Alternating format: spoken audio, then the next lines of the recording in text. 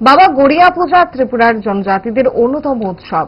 এটি দেবতা বাবা গড়িয়াকে সম্মান জানাতে 3 দিনের উৎসব বৈশাখ মাসের প্রথম দিন থেকে অনুষ্ঠিত হয়। ত্রিপুরা রাজ্যে অত্যন্ত উৎসাহের সঙ্গে পালন করা হয় গড়িয়া পুজো। এটি বাঁশের খুঁটিতে ফুল এবং মালা দিয়ে এই পুজো করা হয়। গড়িয়া পুজো উপলক্ষে 7 দিন ধরে পালিত হয় উৎসব। এই উৎসবের নিয়ম অনুযায়ী দেবতাকে তুষ্ট করার জন্য বলি দেওয়া হয় মোরগ।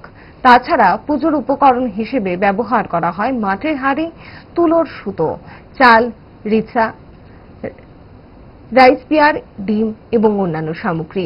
পুজোর আচরণ অনুষ্ঠান ছাড়াও এই উৎসবে গড়িয়া নৃত্য খুবই আকর্ষণীয়। সোমবার রাজ্যের বিভিন্ন জায়গায় আগরতলা অ্যাডভাইজার চমুনিতেও অনুষ্ঠিত হয়েছে গড়িয়া উৎসব।